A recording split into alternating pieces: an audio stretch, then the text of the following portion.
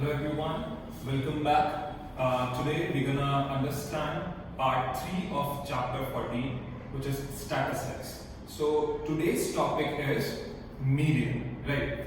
As we have studied all this central tendencies, mean, mode, median in the 9th standard, but the level was very small. We can say the level was not so high कि आपको बहुत सारे applications और ये सारी चीजें सिखाई गई है. ठीक है? So today we are understanding median. So our focus would be on understanding and revising whatever we have learned in standard 9, and also we will be trying to understand the things which are given in the 10th standard, right? So starting with the 9th, we have been taught to find the median of ungrouped data, right? So now this ungrouped data, we have already understood what is an ungrouped data, क्योंकि हमने वो mean में भी पढ़ा, mode में भी पढ़ा. So as of now I assume कि आप लोगों को वो अच्छे से आता होगा. ठीक है? अब ungrouped data में अगर मुझे median find करना होता था, ठीक है? So I'll write an ungrouped data.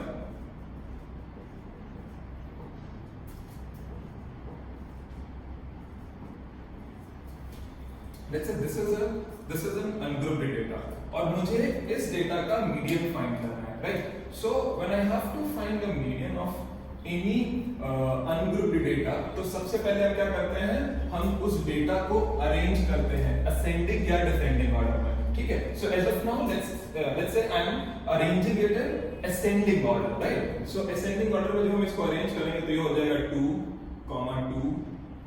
3, 4, then 5, then 7 and 9. So the first process is step 1, जिसको हम बोलते हैं arrange in ascending or descending order. ठीक है? Next, जब हमने इसको arrange कर लिया, then we look for step 2. Step 2 में हम n find करेंगे. n is number of observation. So कितनी observations हैं यहाँ पे? We'll count 1, 2, 3, 4, 5, 6, 7.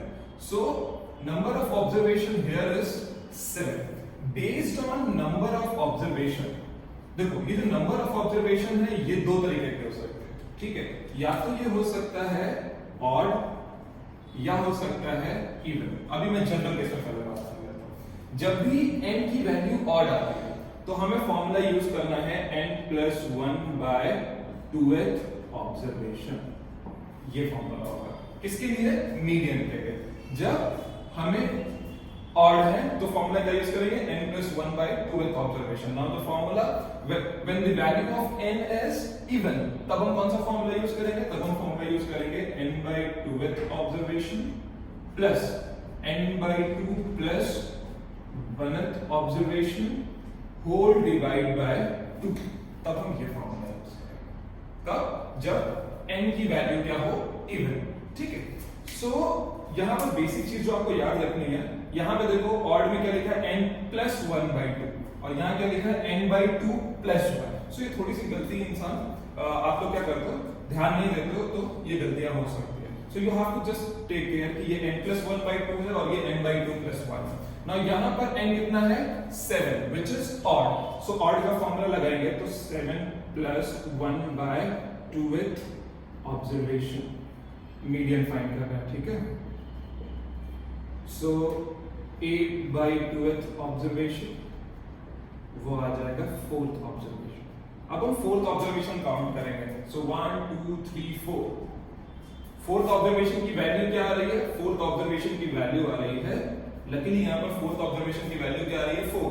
So 4 becomes my median of the data. Right? This was related to 9th standard where we have been given the ungrouped data. Now in 10th standard we have been given some group data. ठीक है? So group data के लिए भी पहले तो जो formula है ना, जब तक क्लास इंटरवल नहीं दिया होगा तब तक तो यही फॉर्मूला होगा, और जैसे ही क्लास इंटरवल्स मिलने लगेंगे तो फॉर्मूला थोड़ा सा स्लाइटली चेंज हो जाएगा. ठीक है? But still keep this in mind कि ग्रुप डेटा में भी 2 टाइप्स हैं. ठीक है? So I am doing that, you get the idea.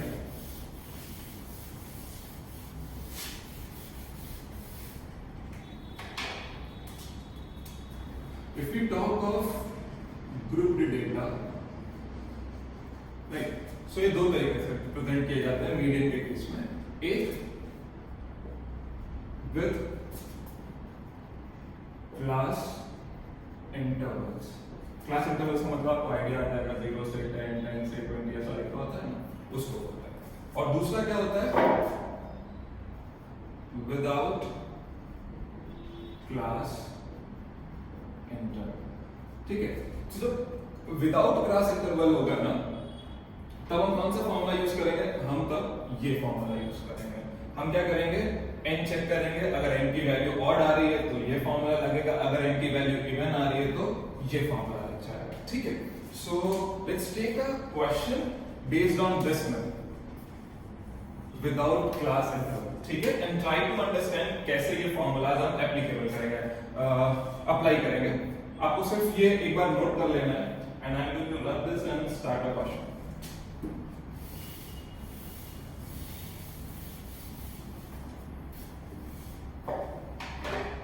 Yeah, so the question is marks obtained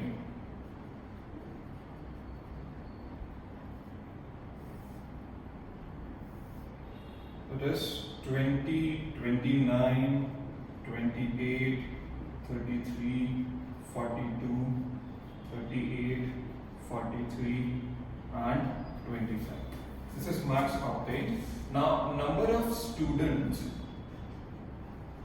जिसको हम फ्रीक्वेंसी भी कहते हैं, वो कितना दिया हुआ है? It is 6, 20, 24, sorry 6, this is 28, then 24, then 15, 2, 4, 1 and 20. So this is the data which is given. It is an ungrouped data, क्योंकि यहाँ पे क्लास इंटरवल विजिबल नहीं है. जब भी इस फॉर्म में आपको डेटा दिया हो तो सबसे पहले हम क्या करते हैं? असेंडिंग या डिसेंडिंग ऑर्डर में अरेंज करते हैं. तो हम सबसे पहले क्या करेंगे? इस डेटा को असेंडिंग ऑर्डर में अरेंज करेंगे. यहाँ पर असेंडिंग ऑर्डर अप्लाई करेंगे तो आ जाएगा, ऊपर हेडिंग लिख दो मार्क्स ऑब्टेन्ड.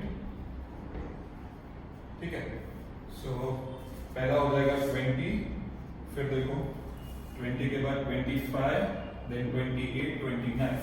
So 25, 28, 29, 33, then 38, 42, 43.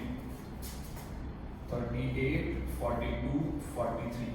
ये डेटा देते हैं. ठीक है, देन इनके सामने की जो भी फ्रीक्वेंसीज है वो मेंशन कर देंगे. तो 20 के साथ है 6, then 25 we have 20, then 28 we have 24, 29 is 28, 33 we have 15, 38 we have 4, 42 is 2 and 43 is 1. So we have got this. ठीक है, अब हम इनको ऐड करेंगे. इसकी वैल्यू क्या है? 100. मतलब total number of observations that we have is 100. मतलब n की वैल्यू क्या हो गई? Even. Right, so n is 100. अब ग्रुप डेटा में एक फर्दर स्टेप आपको ऐड करना पड़ता है. आपको फाइंड करना होता है CF, जिसको हम बोलते हैं क्युमुलेटिव फ्रीक्वेंसी. अब क्युमुलेटिव फ्रीक्वेंसी क्या होता है? क्युमुलेटिव फ्रीक्वेंसीज हम क्या करते हैं कि हम ये जो फ्रीक्वेंसीज है ना उसको 1 by 1 ऐड करते हैं. ठीक है, और ऐड करके सामने मेंशन करते हैं. क्युमुलेटिव फ्रीक्वेंसी में हम क्या शो करने की कोशिश करेंगे? लेट्स से अप टू 10 कितनी फ्रीक्वेंसीज आ रही हैं, कितने नंबर्स आ रहे हैं? तो अप टू 10 कितने हैं? यहाँ पे first number as it is लिखना होता है 6. नाउ अप टू 25, अगर कोई बोलता है अप टू 25, उसका मतलब क्या होगा? 20 उसमें इंक्लूडेड होगा. सो 20 plus 6 26. फिर हम क्या करेंगे? ऐसे ऐड करते जाते हैं. ये 20 को इसके साथ ऐड किया तो ये आ गया, फिर 24 और 20 इसको ऐड करेंगे तो आ जाएगा 50, फिर 50 और 28 को ऐड करेंगे तो आ जाएगा 78, फिर 78 और 15 को ऐड करेंगे तो आ जाएगा 93, फिर इसको ऐड करेंगे तो आ जाएगा 97, फिर 99 और ये देखिए 100. हमेशा याद रखो क्युमुलेटिव फ्रीक्वेंसी का जो एंड होगा वो आपके टोटल फ्रीक्वेंसी होगा, ठीक है, वो टोटल फ्रीक्वेंसी होगा, हमेशा ये चीज याद रखनी होती है, ठीक है। अभी क्युमुलेटिव फ्रीक्वेंसीज हमने क्यों फाइंड करी, बिकॉज अभी जब हम एफ एन से फॉर्मूला लगाकर क्वेश्चन सॉल्व करने की कोशिश करेंगे ना, तब हमें एक ऑब्जर्वेशन मिलेगा, जैसे आया 50th ऑब्जर्वेशन और 51th ऑब्जर्वेशन और 62th ऑब्जर्वेशन, तो वो तो यहाँ पे मेंशन भी नहीं, तो हमें पता करना है कि कौन सी ऑब्जर्वेशन किस क्लास में आ रही है, उसके लिए बेसिकली हम ये चीज फाइंड करते हैं, ठीक है। सो n की वैल्यू क्या है 100, और अगर n इवन होता है तो फॉर्मूला कौन सा लगाते हैं, I am rolling this part, अगर n की वैल्यू इवन है तो फॉर्मूला लगता है मीडियन के लिए n/2th observation plus n/2 plus 1th observation divide by 2. So 100/2th observation plus 100/2 plus 1th observation by 2. So आ जाएगा 50th observation plus 51th observation divide by 2. अब 50th observation का होगा, ठीक है। So up to 50 ये value है, तो 50th observation के सामने क्या लिखा हुआ है 28, ठीक है, तो 50th ऑब्जर्वेशन की वैल्यू इज 28, देन 51 क्या लिखा हुआ है कहीं पे 51 नहीं, लेकिन 51 अप टू 50 तक यहाँ था, तो 51 ऑब्जर्वेशन कहां पर होगा, इस क्लास में होगा, इसको सीधे आगे 9 पे क्या लिखा है 29/2, सो 28 प्लस 29/2, तो ये आ जाएगा 28.5, final answer of median. Median जब क्लास इंटरवल नहीं दिया हो तब हम ये फॉर्मूला यूज करेंगे, ठीक है। सो आई होप आप लोगों को ये पार्ट समझ में आया होगा। आई रिक्वेस्ट यू कि आप ये सब अच्छे से पॉज करके वीडियो नोट कर लीजिए। Will understand the second part now which is with the class intervals, right.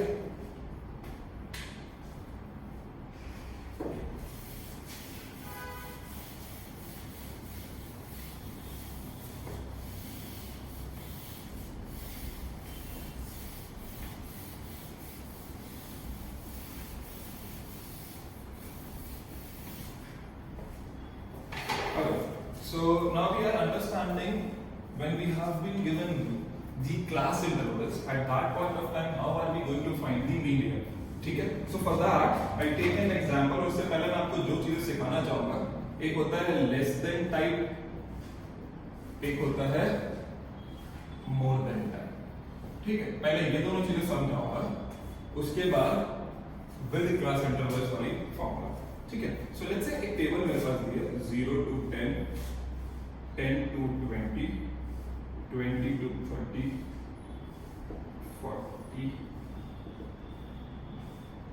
50 to 60, 60 to 70, 70 to 80, 80 to 90 and 90 to 100.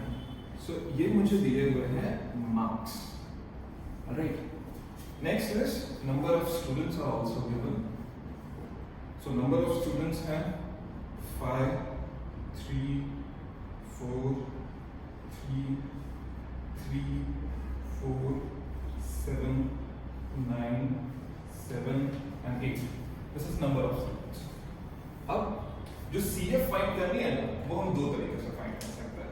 CF अगर इंक्रीजिंग ऑर्डर में चाहिए तो लेस देन टाइप यूज करता है, अगर डिक्रीजिंग ऑर्डर में चाहिए तो मोर देन टाइप यूज करता है, ठीक है।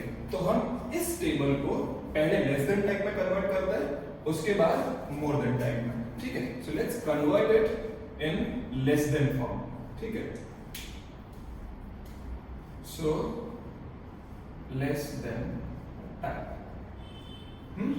तो हम जो पहली हेडिंग होती है वो वही लिखेंगे मार्क्स, ठीक है। इसको मैं थोड़ा ऊपर लिख देता हूं, लेस देन टाइप हम करने जा रहे हैं, पहला लिखा है मार्क्स।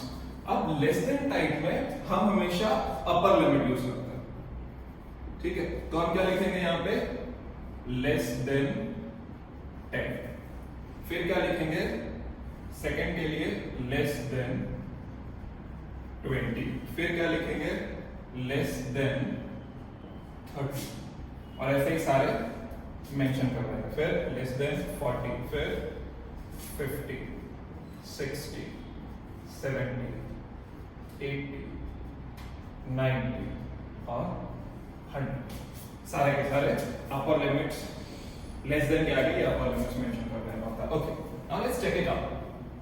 ये मेरे पास फ्रीक्वेंसी थी, अब आ जाएगी CF which is known as cumulative frequency. So less than 10 कितना है 5 क्योंकि 0 से 10 5 था। नाउ लेस देन 20 तो उसमें ये वैल्यू और ये वैल्यू दोनों इंक्लूड होंगी, ठीक है। सो 5 + 3 कितना हो गया 8। अब बोल रहे हैं लेस देन 30 तो मतलब ये तीनों वैल्यूज इंक्लूड होंगी, तो हम क्या करते हैं बार बार ऐसे ऐड करते जाते हैं। पहले मैंने क्या किया एज इट इज लिख दिया, फिर 5 + 3 किया तो क्या आया 8, फिर 8 + 4 करोगे तो क्या आ जाएगा 12, फिर लेस देन 40 मतलब ये सारी वैल्यूज ऐड होंगी तो 15, ठीक है। देन 18, देन 22, 29, 38, 45 and last में we got 53, right? So this is the sum, जो 53 यहाँ था वही 53 यहाँ पे आ रहा है। ये क्या है लेस देन टाइप। अब अगर मैं इसको कन्वर्ट करके मोर देन टाइप में जाऊँ, सेम डेटा इसी डेटा की बात कर रहा हूँ, इस डेटा को अगर मुझे अब मोर देन टाइप में करना है, ठीक है। सो मोर देन टाइप के लिए हमें क्या करना पड़ेगा, मोर देन टाइप के लिए हम instead of these higher limits हम क्या यूज करेंगे मोर देन टाइप के लिए lower limits, all these limits 0, 10, 20 and all, ठीक है। तो लेट्स कन्वर्ट इट। और याद रखो यहां पे सिर्फ हम एक ही टर्म लिखते हैं लेस देन 10, मोर देन में क्या लिखते हैं मोर देन और इक्वल टू, ठीक है। सो सेम वे दूसरी टेबल हम क्रिएट कर रहे हैं, मार्क्स और उसके CFs, ठीक है। मोर देन टाइप तो मैंने बोला मोर देन में हम क्या लिखते हैं मोर देन और इक्वल टू, मोर देन और इक्वल टू किसके, कौन सी लिमिट बोली मैंने लोअर लिमिट। तो यहां पे हम लिख देंगे मोर देन और equals to 0, then we will write more than और equal to 10 and then same way 20, 30, 40, 50, 60, 70, 80 and 90। यहाँ पे 100 नहीं आएगा क्योंकि लास्ट लिमिट का जो लास्ट क्लास इंटरवल का जो लोअर लिमिट है वो क्या है 90, ठीक है। सो यहाँ पे क्या वैल्यू आ गई 90। आपको ये हर जगह लिखना है मोर देन और इक्वल टू, मोर देन और इक्वल टू, ठीक है। अब हमेशा याद रखो जब भी मोर देन बोल वो बोल रहे हैं मोर देन और इक्वल्स टू तो मतलब ये सारी की सारी वैल्यूज होगी। मोर देन 0 मतलब 0 के बाद जितना भी नंबर हो तो ये सारे के सारे इंक्लूड हो जाएंगे। तो पहली वैल्यू जो सम होता है ना वही होता है 53। अब उसके बाद क्या बोल रहे हैं मोर देन और इक्वल्स टू 10, तो मोर देन 10 बोल रहे हैं तो उसमें ये लिमिट तो होगी ही नहीं, मतलब 53 से मुझे क्या माइनस करना है 5, तो 53 से 5 माइनस किया तो क्या आ गया 48, ठीक है। अब क्या बोल रहा है मोर देन 20 मतलब ये दोनों लिमिट्स नहीं आएंगे, है ना। तो हम क्या करेंगे अब 48 से 3 माइनस कर देंगे, सो विल हैव 45, ठीक है। फिर आगे मूव करते हैं, फिर हम क्या माइनस करेंगे 4 माइनस करेंगे तो will have 41, then will minus 3 तो आ जाएगा 39, ठीक है, सॉरी 38। फिर हम माइनस करेंगे 3 तो मुझे मिल जाएगा 35, देन विल सब्ट्रैक्ट 4 तो आ जाएगा 31, देन 7 माइनस करोगे तो क्या आएगा it will come 24, then 9 minus करेंगे तो आएगा 15, फिर 7 माइनस करेंगे तो आएगा 8। देखो ये 8 और ये 8 हमेशा से मानना चाहिए। लास्ट ऑब्जर्वेशन जो यहां लिखी है वो यहां पर आनी चाहिए, ठीक है। और अगर लेस देन टाइप है तो जो हाईएस्ट वैल्यू जो सम होना चाहिए वो यहाँ लास्ट में आना चाहिए। इससे हम चेक करते हैं कि हमने जो मोर देन टाइप में कन्वर्ट किया है या लेस देन टाइप में कन्वर्ट किया है ये सही है या नहीं। अगर आप दोनों तरीके से किसी भी टेबल को कन्वर्ट कर सकते हो बेस्ड ऑन योर चॉइस, ठीक है। कोई भी क्वेश्चन ऐसा आता है लेस देन टाइप में कन्वर्ट करना या मोर देन टाइप में कन्वर्ट करना तो इस तरीके से आपको करना है। मोर देन टाइप में मोर देन और इक्वल्स टू वर्ड यूज होगा, लेस देन टाइप में सिर्फ less than 10, less than 20 higher limits की बात कर रहा हूं। ठीक है, तो ऐसा आ सकता है कि form a less than type frequency distribution table, तो आपको ये करना पड़ेगा। सेम वे अगर आ जाए मोर than type frequency distribution table draw करने के लिए, तो आपको ये मेथड यूज करनी पड़ेगी, right. So just note it down and till the time the next we are going to understand is with the class interval how are we going to find the median, ठीक है।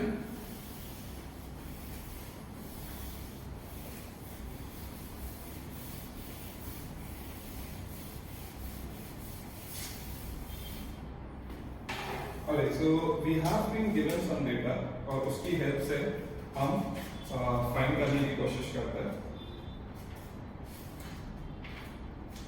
Yes, सो हमें जो table दिया है उसमें दिया है class interval,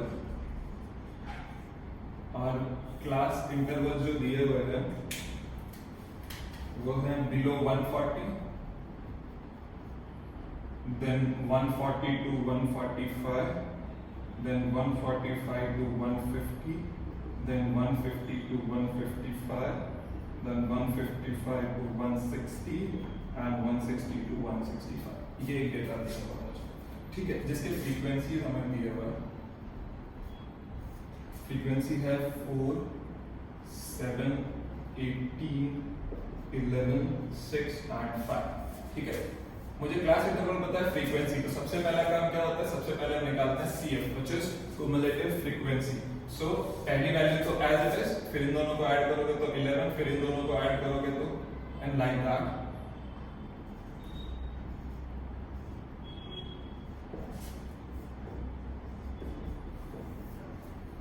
ठीक है। सो ये क्या आ गया अपना CF। जैसे ही मुझे CF मिल जाएगा, हम हमारा फॉर्मूला यूज करेंगे मीडियन फाइंड करने का। So median is equals to L plus n/2 minus CF upon F into H, where L is what? L is the lower limit of median class.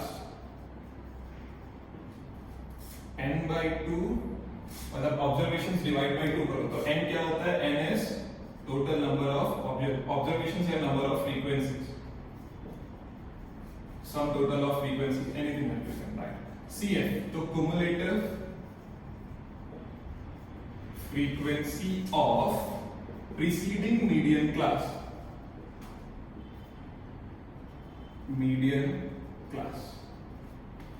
ठीक है। then F is frequency of median class and H is class size, ठीक है। So these are the abbreviations. Now we'll put the values. So L कितना दिया हुआ है, L is given as, हमें दिया हुआ वैल्यू हम चेक कर लेते हैं। पहले मीडियन क्लास फाइंड करना पड़ेगा। मीडियन क्लास कैसे लेकर आओगे, जो भी यहाँ पे n दिया होता है, दिस इज n, उसको डिवाइड बाय 2 करोगे, ठीक है। तो जब हम n/2 करते हैं तो n/2 which is 51/2, तो क्या आ जाएगा 25.5। अब चेक करते हैं 25.5 कहां पर आएगा, इधर आएगा, तो ये बन गया मेरा मीडियन क्लास, ठीक है। अब मीडियन क्लास का लोअर लिमिट क्या है, तो मीडियन क्लास का लोअर लिमिट इज 145, ठीक है। फिर n तो मुझे पता है क्या है 51 which is already I have written, then CF of preceding मतलब क्या हो गया 11, ये वैल्यू लेनी है, ठीक है। then F of the same class मतलब 18 and H वो कितना है 5। फॉर्मूले में वैल्यू रखेंगे तो median is equals to answer आ जाएगा 145 प्लस n/2 मतलब 51/2 minus CF is 11 by 18 into 5. So 145 plus 25.5 minus 11 by 18 into 5. So just quickly solve this.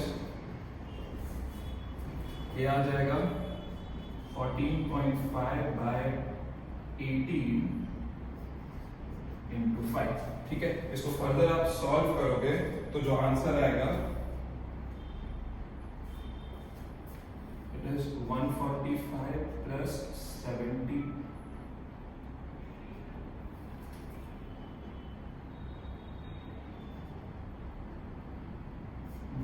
18। अब इसको जरा आगे हम सॉल्व कर लेते हैं। 18 से डिवाइड करेंगे तो आएगा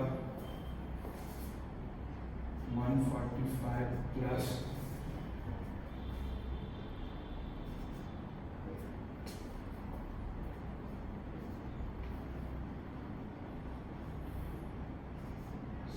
149.03 आपका मीडियन आंसर है। ठीक है, this is our final answer in the case where you have been given the class intervals. ठीक है, so now the types I have already taught you, right? You have to go through the exercise and there are some 7 questions given. So वो 7 questions आपको अच्छे से attempt करने हैं। एक चीज याद रखना, कहीं कहीं पर फ्रीक्वेंसी में x और y दिया होगा, it doesn't make any sense, right? आप x और y को डायरेक्टली ऐड करते हुए क्वेश्चंस सॉल्व कर सकते हो। ठीक है, so thank you so much.